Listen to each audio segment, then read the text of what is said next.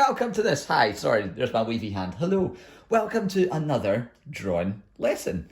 Today, we're going to look at something called three-dimensional drawing. Now, lots of the time when we draw shapes, okay, if I ask somebody to, I don't know, draw a house or something, they might draw me something like this. That's cool. And if I ask them to draw me a car, they might, I get some good cars these days. They kind of look a bit like this, I don't know.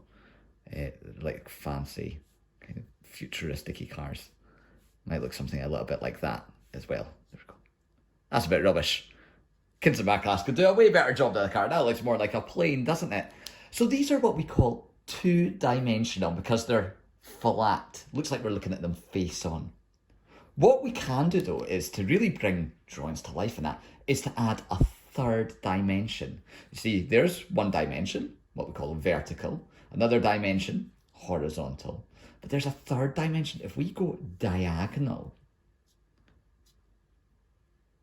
we can make things what we call 3D, three-dimensionals. It means we're adding another dimension. We've got vertical, horizontal, and diagonal. It gives us that third dimension.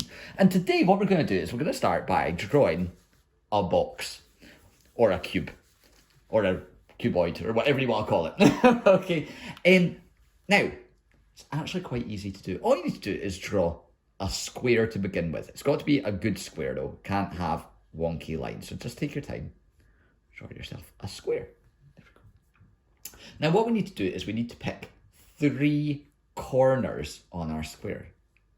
1, 2, 3. Like that. 1, 2, 3. And from each corner, I'm going to draw a diagonal line and it has to go in exactly the same direction.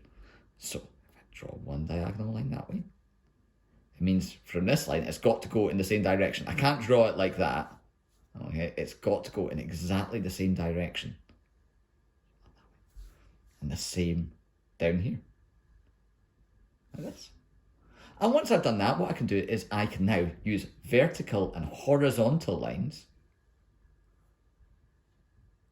to join those together. There we go. They've got a 3-dimensional rectangle or box. You end up getting quicker at it. You do it quickly like that.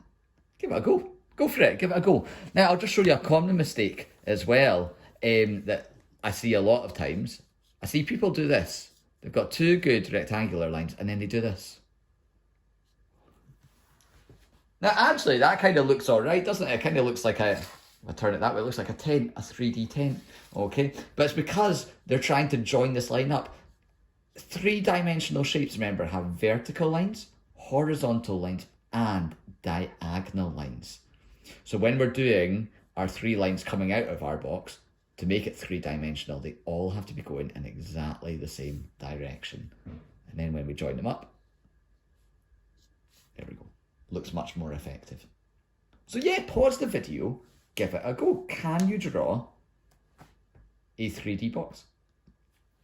Now, if you can do that, if you're doing good, what it's good to do is to draw it from different perspectives. What's a perspective? Well, it means the way we're looking at something. At the moment, we're looking down on my work here. That's one perspective. But if I was to, I don't know, come down here and look at my work from up the way, that would be giving it a different perspective. And so we can still do that with our cubes. We could do 4 different perspectives. Number 1 is what we've just done. Okay.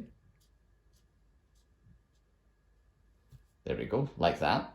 But number 2, I could change the corners that I'm using to draw my 3 lines. I could go 1, 2, 3, this way.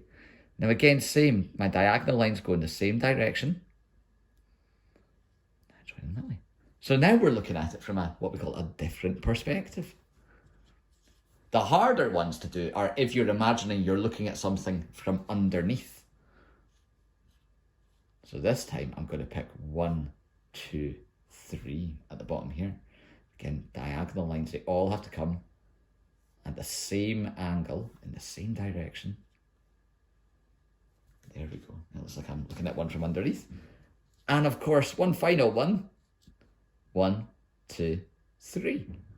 Diagonal lines coming out. Like this. Joining up.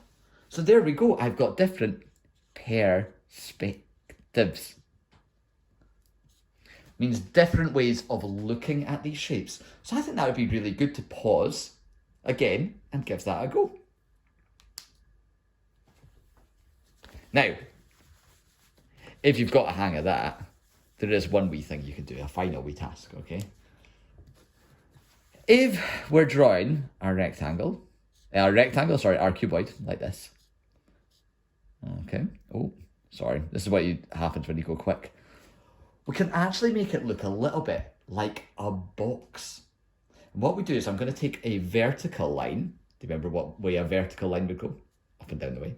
I'm going to start from this corner here and come down. Okay. Now it looks like I could put something inside my box. Maybe I could put, I don't know, popcorn or chips or something like that inside. Could I? Could I maybe do that? Maybe I could start to draw that a little bit. If I want to draw that, I need to think, right, what lines do I miss out? Maybe I can start like that. I could say, right, I'm going to put some chips in my box. I don't know. A box of chips that you get from McDonald's, see? And then I need to join my lines up like that. On the other side. Okay. I don't know, whatever way I want to do it. But can you see now that I've taken that shape, and what I'm doing is I'm not drawing the whole shape, I'm drawing a square, maybe the side of it. I'm thinking, oh, what could I do in the box? I'm trying to think of something else now. All my ideas have gone. Maybe I could do a box of apples. I don't know. A box of apples like this. Like it's full of apples somehow. I'm just going to connect my lines a little bit like that. There we go. Now it looks like I've got a box full of apples there. So give it a go. Can you change that cuboid into a box and fill the box with some objects? Can't wait to see what you get up to. Give it a go. Go for it.